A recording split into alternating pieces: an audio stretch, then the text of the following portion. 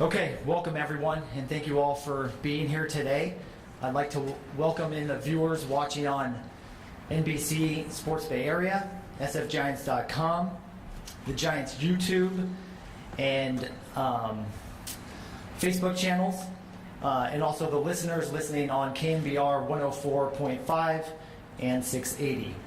Here today is Buster Posey and his wife Kristen, Giants Chairman Greg Johnson, Giants President and CEO Larry Baer, and Giants President of Baseball Operations Farhan Zaidi. So today's rundown will include opening remarks from Buster, followed by Greg, Larry, and Farhan, and then we will open it up to questions for Buster. I would like to note that Greg, Larry, and Farhan will be available for any one-on-ones or group interviews following the press conference. So with that, I'm going to turn it over to Buster. All right, thank you. As you know, I'm here today announcing that I'm retiring. A lot of you out there probably know my first instinct is not to run and get behind a microphone. But as I thought about what I wanted to say today, I realized that it's such a unique opportunity to publicly thank so many people that helped me get here, helped me stay here, and fulfill a lifelong dream, playing Major League Baseball. So first, I'd like to thank the woman sitting up here with me today. Kristen, most importantly, thank you for being an amazing mom to our kids. Thank you for the love and support from the first game to the last.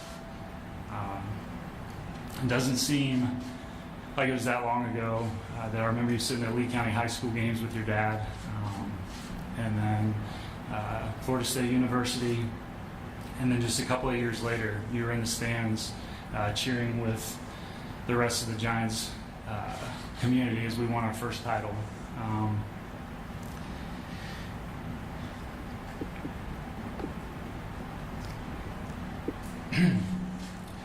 Thanks for being there with me to celebrate all the great moments. I think even more importantly, thanks for being there on some of the lower ones. And you know better than anybody how hard sometimes I would take not performing the way that I wanted to. But your love and perspective about what was truly important helped me through those times. I know these years out on the West Coast will be some of our fondest as we look back on them, and I'm so excited to continue sharing life with you and watching our kids grow.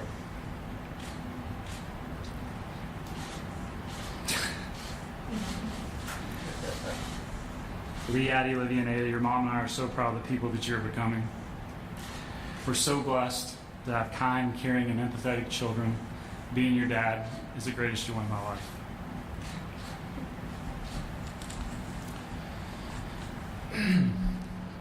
To my parents, thanks number one for just being great parents. Thanks for setting good examples and being role models.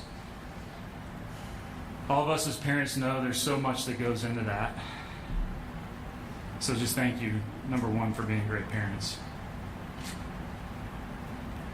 Thanks for the time spent at the hundreds of practices for me and my siblings, for teaching me the responsibility for caring for other people.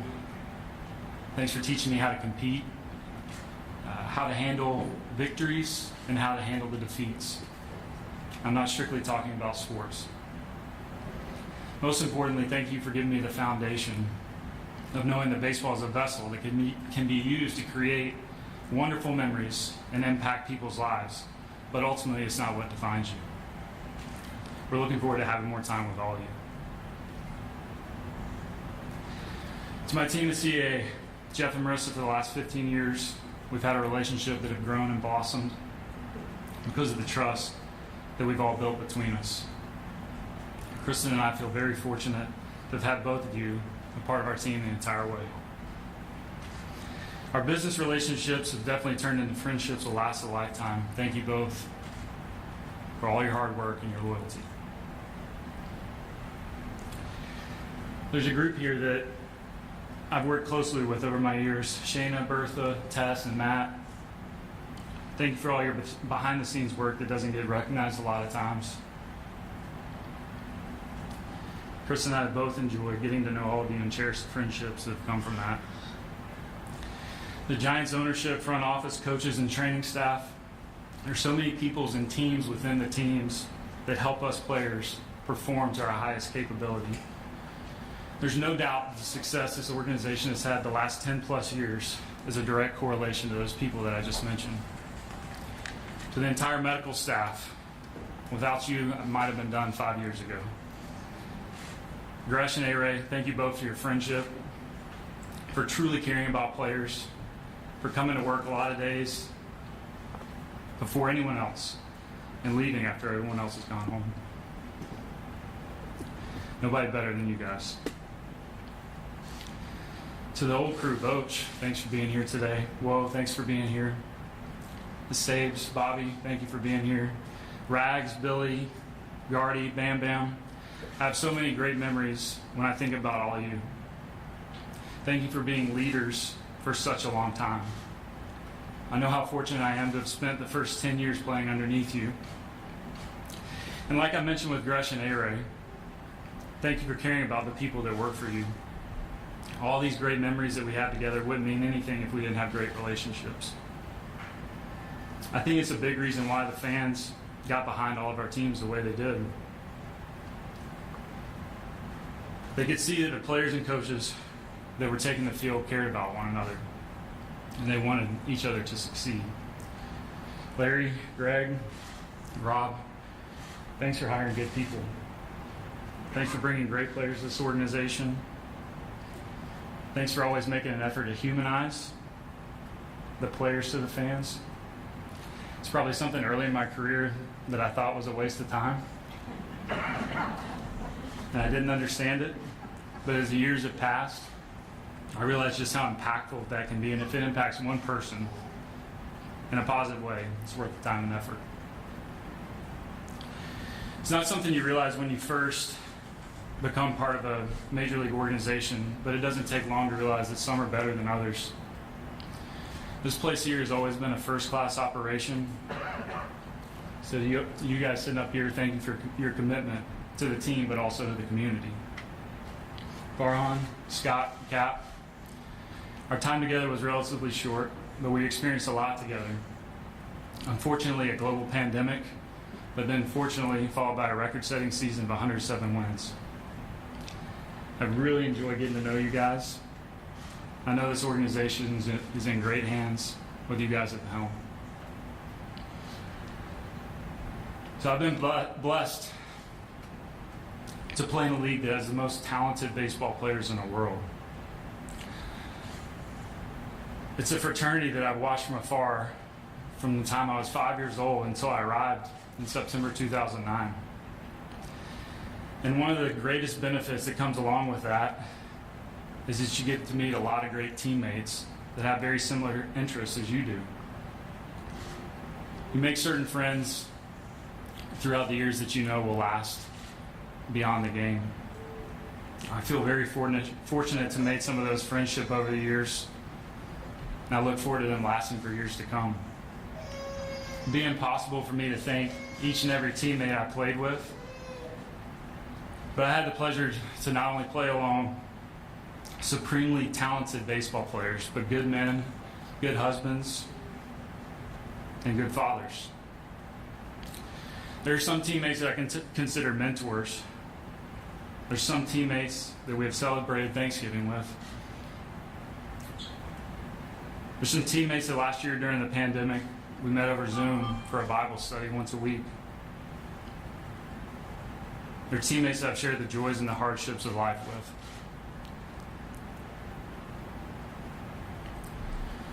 I'm truly grateful for these relationships. I understand the time commitment, preparation, and hard work that goes into being ready to play each and every day. So to all my teammates, thank you for the commitment that you made to our teams over the years.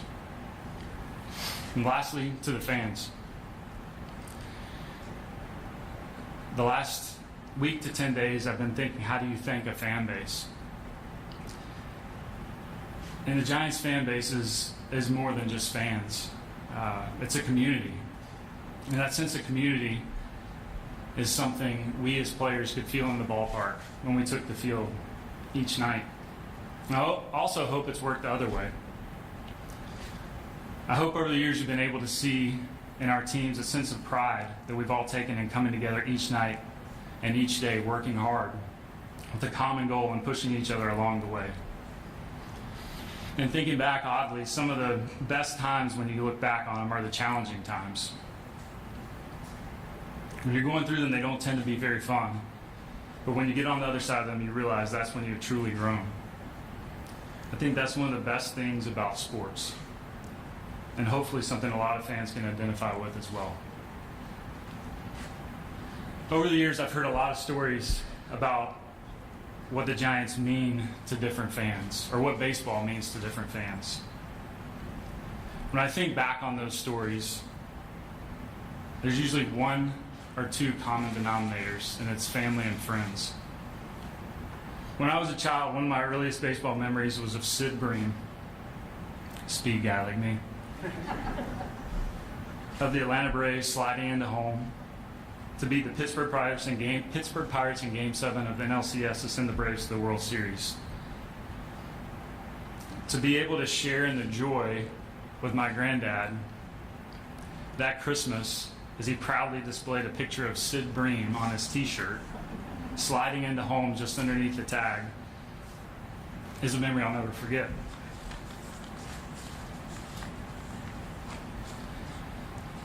I'm sure there are kids out there today who have watched me play my entire career.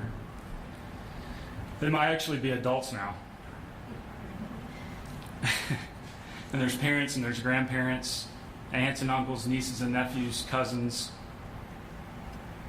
They can still remember exactly where they were when Edgar Renteria hit the game-winning homer in Texas that led the 2010 San Francisco Giants to their first World Series title.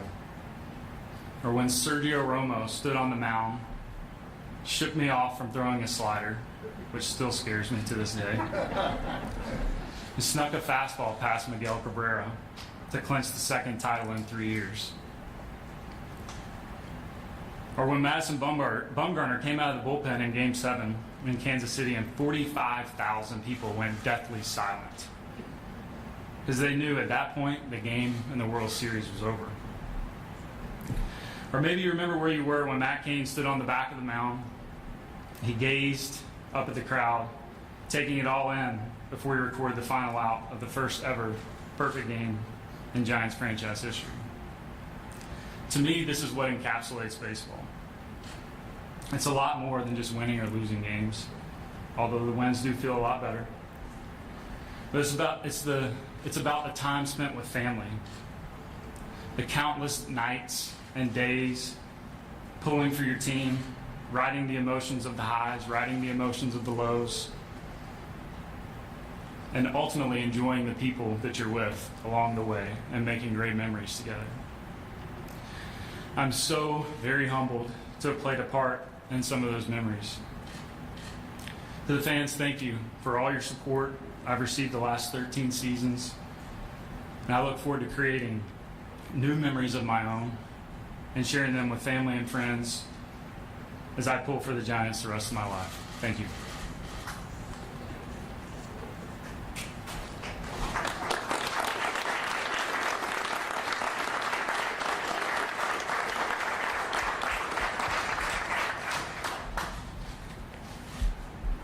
Greg? Thank you, Buster. And now that my tears have finally dried from his call a week ago, I simply want to say thank you, Buster, to all the incredible contributions to the Giants, and say that we fully support your thoughtful and difficult decision. Ann Killian said it best this morning when she referred to Buster as the standard bearer of Giants excellence. He not only excelled on the field, but he was a quiet leader that led by example. He has been the consummate professional, both on and off the field. I also want to thank Kristen for giving so much of Buster to the Giants over the last 14 years or so. Thank you, Kristen. Buster cares deeply about the game, and for me, he's been a tremendous sounding board, as I call him, with questions over the last few years. I've gained valuable insights into the state of the game and how we should make thoughtful and incremental changes to improve the game. This is not the end. This is hopefully a new chapter for Buster and the Giants, and we are working toward a long-term role to keep him part of the Giants family. Buster, thank you for a wonderful run. While we'll miss seeing you behind the plate next year, we understand and we support your decision. You will forever be a Giant to all of us. Not only, as one writer said this morning, are you represented by about every other dog collar in the Bay Area, Buster Posey, but you will forever be imprinted on the hearts of Giants fans. Thank you, Buster. Larry? Not sure Buster will remember this, but we have a tradition at the Giants when a draft pick is signed, before he goes out to the minor league assignment, usually in July or August, comes down and sits down by the dugout with us for a game. And in 2008, it was Buster's turn. We had, of course, a very exciting signing. It was the 5th overall pick, and it was exciting being in the draft room with Bobby Evans and Brian Sabian and John Barr, who developed a relationship with Buster and Buster's family, our lead scout who scouted Buster. So anyway, in first time I had a chance to spend any time with Buster and Kristen, and a little fairy tale ran through my mind on that night in 2008, in August 2008. The fairy tale was, we're going to have a long, productive player that will be a Giant and for a long time, maybe even a career, and help make memories for the fans. We'd have a player that would be adored by the fans, a player that would be involved in the community in meaningful ways, a high integrity player, a great teammate. And also part of this fairy tale was maybe a player that would help us lead us to our first championship in San Francisco. Having, in 2008, we had gone 50 years at that point without a championship. But even more powerful than that fairy tale was the fact that as we went through the next 12 years together, 13 years, bookended by the championship in his first year and division championship this year, as well as franchise record performance this year with 107 wins, that gold-plated bookends, by the way, got to know Buster the person, and Kristen the person, and the family, the Posey family. And just to share a few reflections on the people that we're honoring today. On the field Buster, not performance-wise, but all the other things he brings as a person. I'll never forget in 2010, and Boch can speak volumes about this, as a rookie, the way he handled our pitching staff. The disparate personalities of Sergio Romo, Brian Wilson, Tim Lincecum, Madison Bumgarner, Matt Cain, on and on. Unbelievable. I learned a lot about psychology just watching that unfold. I'll never forget the City Hall celebration in 2010 when Buster exhorted his teammates and said, we're going to go home for a couple weeks and then prepare and let's do this again. Remember that? I'll never forget one of the darkest days in my career in 2011, seeing Buster in the clubhouse the night of his injury, and then tracking over time his unbelievable commitment and the amazing work of our training staff, doctors, but climbing that mountain back the next year to MVP, batting champ, and of course, another championship. And then I'll never forget this season and what Buster's done with his leadership in bringing a new group together, new coaches and new staff together to make memories. And then off the field, never saying no to an autograph seeker, never, always looking them in the eye and signing the autograph and saying hello, showing respect. Treating every member of our front office staff with respect and dignity. Community relations, media relations, the clubhouse personnel, everyone. Telling them how important they are to him. And then early on with Kristen, hearing their interest in getting involved in the community and establishing a foundation. But what was really impressive about it was that they wanted to do their homework, do their research, get involved in understanding. I remember one meeting we had with a Bay Area philanthropist at his home it was a day of a night game, and Buster and Kristen were there and talking about what they wanted to do and asking questions and really learning. And from that came the foundation, affiliation with UCSF, and amazing work for pediatric cancer. And then just two other things. Buster's character. Humble, ultimate humility, always deflecting, giving others credit. I'll never forget the trophy tour with Willie Mays back in New York, when we went back to New York after one of the championships, and how Buster, wanted to be an ode to Willie, and also with Yogi Berra, and going to Yogi Berra's museum, and Buster paying homage to one of the great catchers that he said he learned so much from. And then finally, when also receiving a phone call and hearing Buster, his feelings, his reasons, his family priorities, his life priorities, what jumped out at me was just one word, and that is respect.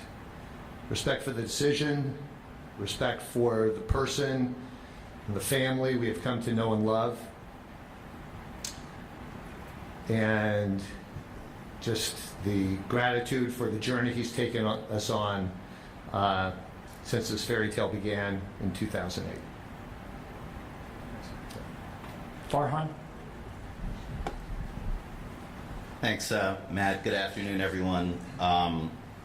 Before I got into my remarks, I don't know if this is the right time for it, but I kind of just wanted to ask, is this like a definite, like for sure thing? I just had to ask. I have to admit that I flew into town this morning and landed at SFO, and I kind of wandered around the gate area for a little longer than was appropriate, I think, because kind of getting in a car and heading over here, I think, like for a lot of us in the organization and fans around tuning in, made it real. And the reality of kind of a future without you and your family and how much you've meant to us, at least on the field, has been something, for us to all digest. And, even with that mixed feeling is, I know, a sense of overwhelming gratitude for everything you've meant to this organization, to all the people in it, all you've accomplished for the organization and the city. I want to acknowledge a few people that Buster mentioned. I'm up here representing our organization, our baseball group, but wanted to recognize Bobby Evans, obviously Boach, as well as Brian Sabian and John Barr, who I know wanted to be here but weren't able to. They could easily be up here representing the organization as well. I know how important they were to you all, and I think on behalf of the organization, just have a lot of gratitude for everything they did to help bring you along, to make you a giant, and I know they're very, very proud of that. I've been thinking, as we all have been, about our association with Buster, and it's something that I think all of us have a great appreciation for. And I think back to, when I first started with the Giants in late 2018, and there were some raised eyebrows when I was brought over.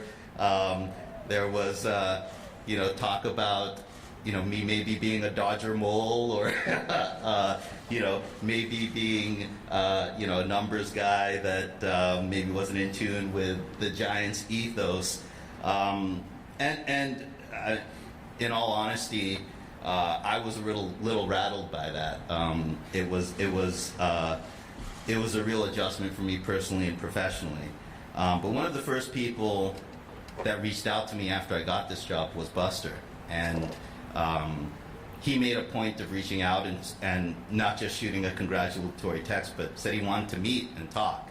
And he met me down the clubhouse a few days after I started as a Giant, and spent 2 or 3 hours with me in the coach's room, just talking baseball. And he's probably sizing me up too in those moments. But I have to say, there's nothing anybody else could have done that made me feel more comfortable and more like a Giant than you taking that time, in my first few days. I mean, those were the moments when I truly felt like I became a Giant. And I share that story because I think all of us have these stories about Buster. Just the incredible empathy he has, the ability he has to elevate people and put them in the best position to do their jobs. And that's not just teammates or the pitchers that he caught, but it's all of us. It's our coaches and managers and people in the front office. And, for all your individual accolades, I think that's what people will remember and appreciate the most out of these 12 years is what you meant to them personally. That was a great talk, and I think, as a lot of people would attest to, I think, Boch and Cap, as two of your managers, would say they didn't just view you as a player, but as a thought partner. And, I think that's a really high compliment. And I think Boch and, Sabes and Bobby would probably say the same thing. They view you that way too. I probably got a little too comfortable with it too fast, because I remember a couple months after that first conversation, this was Boch's last year, and Vegas was starting to have some fun with it in terms of who the successors might be. They started posting some odds, and I remember one book came out with odds that had Buster as a 10,000 to 1 odds to become player manager. I saw that, I kind of circled it. I shot a text over to Buster and I said, I just figured out how we're going to pay for Bryce Harper. And in typical Buster fashion, he was like, hey, that's funny, but I'm actually a better candidate than some of the people with better odds than me.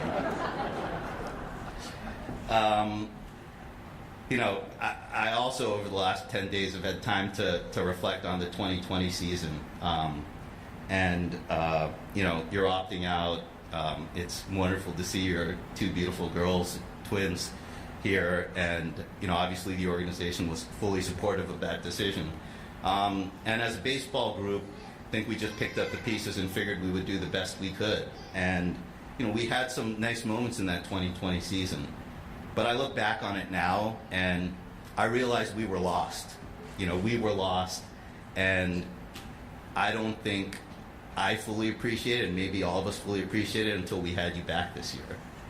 And the difference you made to this team this year, and everything we were able to accomplish, it was because of you. I think all of us feel that way. And, it's difficult to think about moving forward from a baseball standpoint without you, but I think for all of us, we choose to focus on just the incredible gratitude that you came back this year and did what you did and gave us such a memorable season. I mean, it's one that I and many Giants fans will never forget. So I want to thank you for that, and obviously thank you for everything else that you've given this organization over the last 12 years, and just wish you and your family the very best. Thanks. Okay, at this time we can have Larry, Greg, and Farhan take their seats.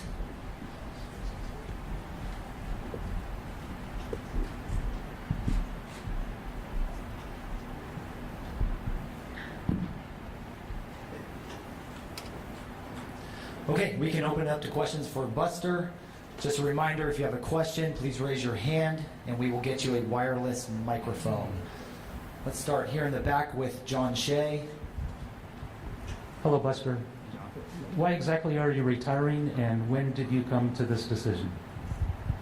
Well, I kind of went into this last season feeling like it might be my last, but just gave myself some space in my mind to be okay with deciding otherwise if I wanted to keep playing, and I just really never wavered. I think it really allowed me to, not that you don't give it your all, but really, really empty the tank this year like I never have before. And the reason I'm retiring is I want to be able to do more stuff from February to November with my family. Physically, it's much harder now. And to be honest, it's hard to enjoy it as much when there's the physical pain that you're dealing with on a daily basis.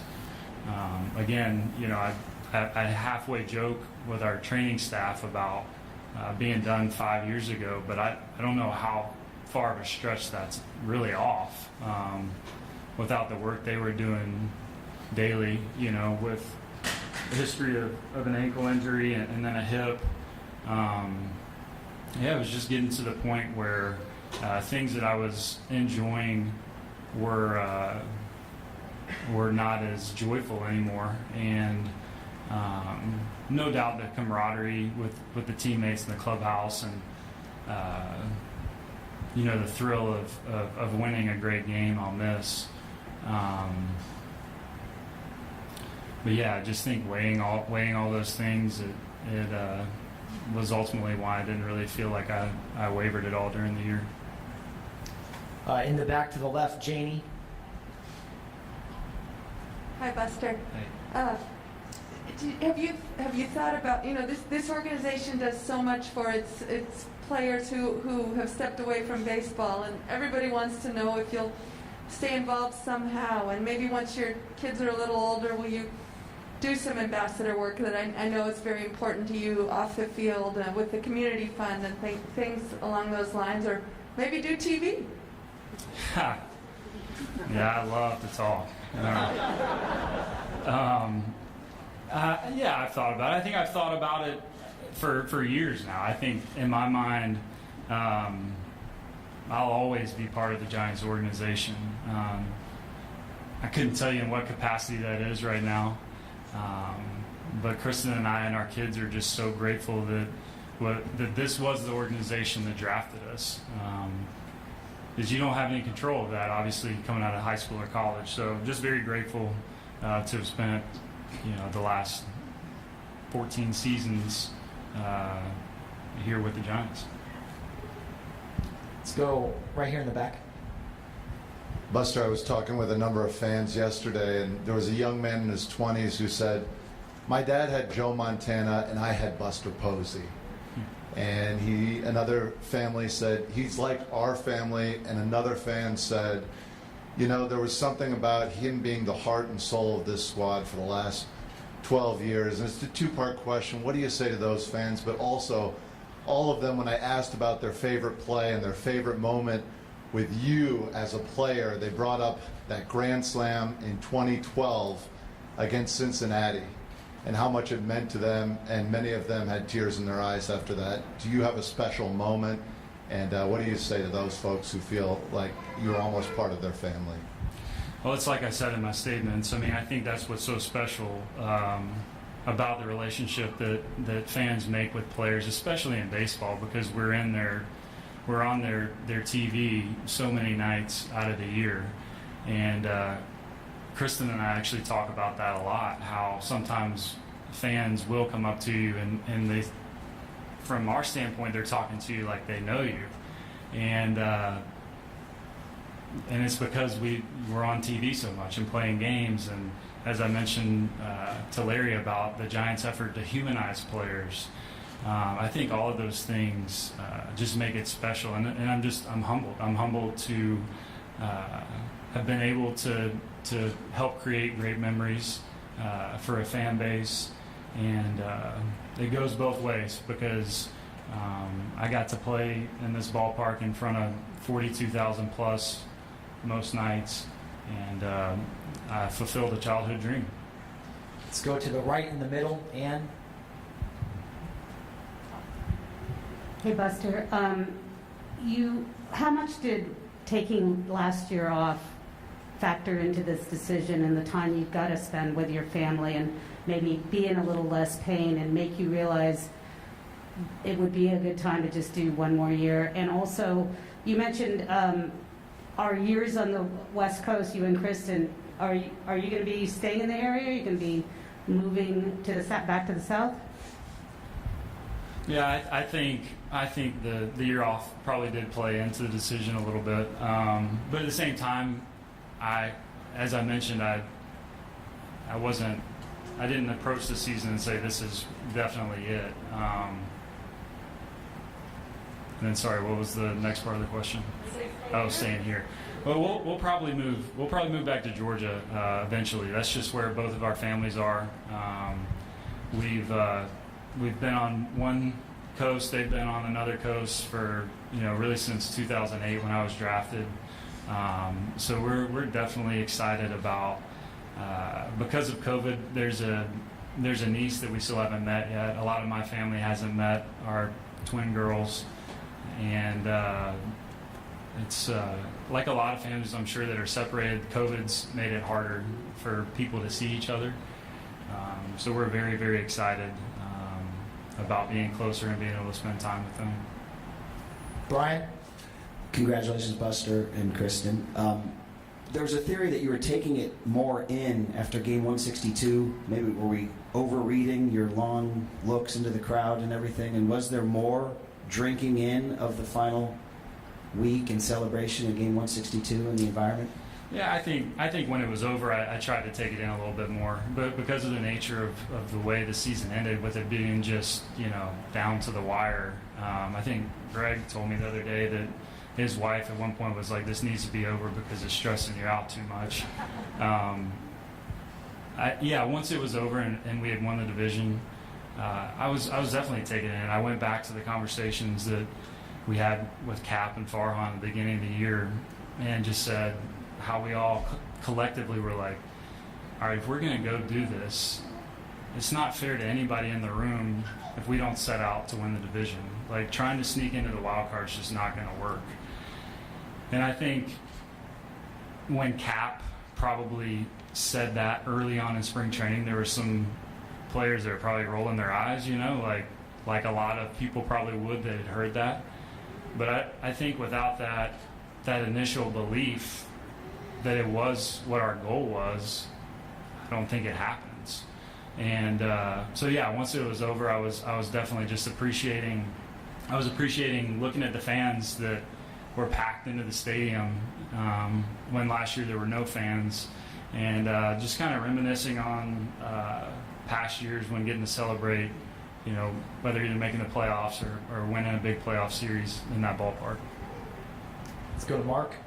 Buster, I know you stated you weren't 100% sure that this was going to be the last year, but it maybe seemed that way. Coming off of the opt-out, why was it important to maybe come back for at least one more year? Were there some specific things you felt like were kind of still on the table?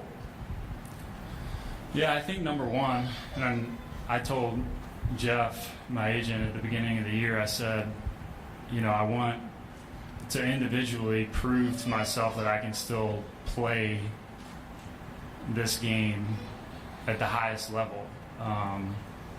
Because, not playing last year, not having a good year in 19, doubts creep in for sure. And was able to get some good work in the off season, and surrounded by just an incredible team. Farhan, I alluded to it a little bit, but just it's very cliche to say a special group of guys because it's overused. But I can honestly say that that clubhouse probably meshed and got along as well as I've ever seen. And I don't think you accomplished what we did with, the Dodgers breathing down our neck, seemingly like since the trade deadline. And it was, looking back on it now, I can say it was fun. I don't know if it was necessarily fun in the middle of it the whole time, but that's the great thing about, being able to push yourself and have other people and teammates around you that are pushing the same way. Because when it's all said and done, win or lose, if you put it all out there, it's a satisfying feeling. To the left, Andy. Hi, Buster. Congratulations on your career. I think I remember in 2019, maybe at Spring Training 20, actually, I asked you what you wanted to accomplish in the season, and you said, I want to feel like I can make an impact on the field again. And you certainly were able to do that. You're going to be comeback player of the year. I think it's the second time you've won it. But what did that mean to you personally at a time when pitching is probably the best it's ever been for you to compete at the level you competed at? And did your success sway you even the least bit to want to keep going? Yeah, I know it's been talked about quite a bit publicly this year, but honestly, the three hitting coaches that we had last year, Donnie Ecker, Justin Dealey, hopefully I said that right, Justin, and Dustin Lynn. Farhan talks about, when he was talking about, everybody's kind of like, all right, what's this guy about? I think there was definitely a period for us as players when those guys came in. Donnie's a year older than me, and the other two guys are younger than I am. So those guys being able to establish trust with the veteran players as quickly as they did was pretty incredible.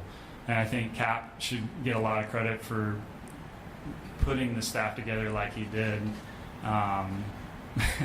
because there'd be certain moments in the year where I would kind of pick at coaches and try to get them to say something about Cap.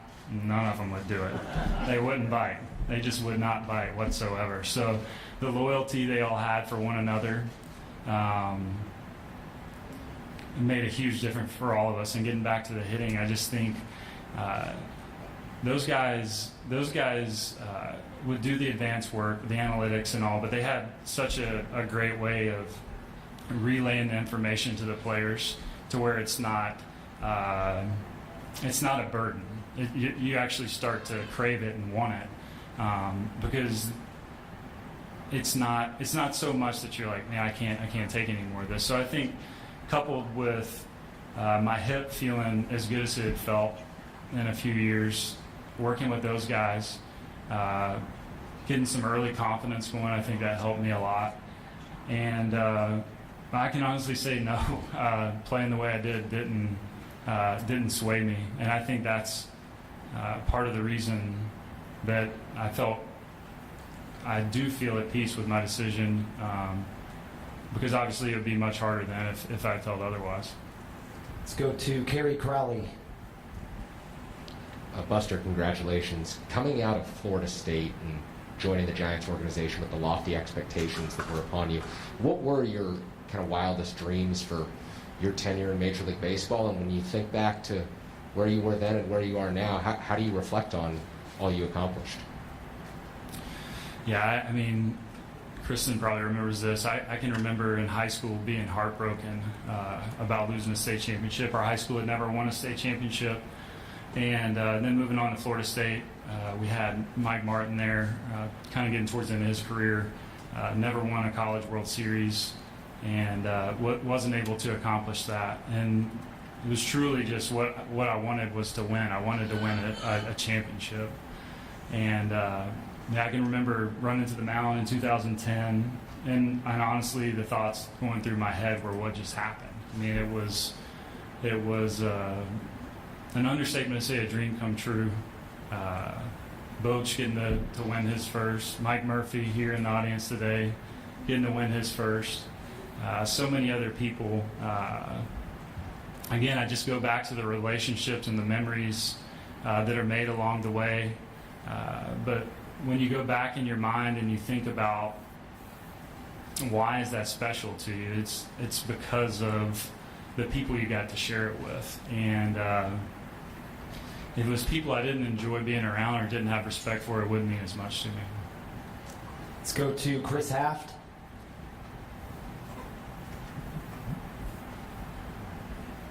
Hi, Buster. I think I speak for my counterparts when I say that it was a privilege and a pleasure to have covered all or part or some of your career. Thanks. We thank you, I'm sure. I remember a talk we had in 2012, early in that year, that season, and you made a comment or remark about we're all going to be done someday. And I'm thinking to myself, what a unique thing for a third-year player in third-year majors to say that sort of thing. You know, you earlier in your talk, in your remarks, you mentioned perspective. Is that kind of did you consciously try to maintain that perspective? You know, you just have one hand on it. So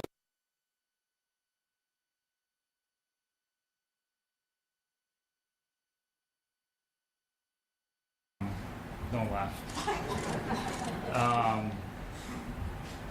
But I remember driving in the ballpark one day early in my career. I'm not sure when, and was feeling the pressure. I probably wasn't hitting the way I wanted to hit, and was trying to rationalize everything in my brain as I had my quiet time driving in.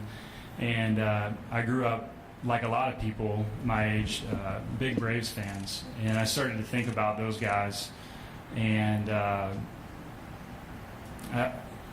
I had the realization that whether you play till you're 27, you're 30, you're 35, or you're 40, the game continues to move on. And not to be callous, but people have other things in their lives that are more important. This is obviously a great thing that we all get to share and experience together. But those guys that I looked up to so much, were they still around? Some, sure. But I think the main thing I took away from my internal conversation that I was having with myself is you're not more important than you think you are. You're not as important as you think you are. And it helped take pressure off of me by doing that. Let's go all the way in the back. Robert Flores.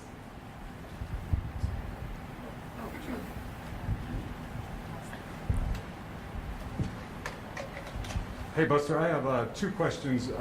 What do you think you're going to miss most? And the second question, now that you no longer have a season to prepare for, are PTA meetings in your immediate future? What are you looking forward to doing now? Yeah. Well, I mean, specifically, what am I going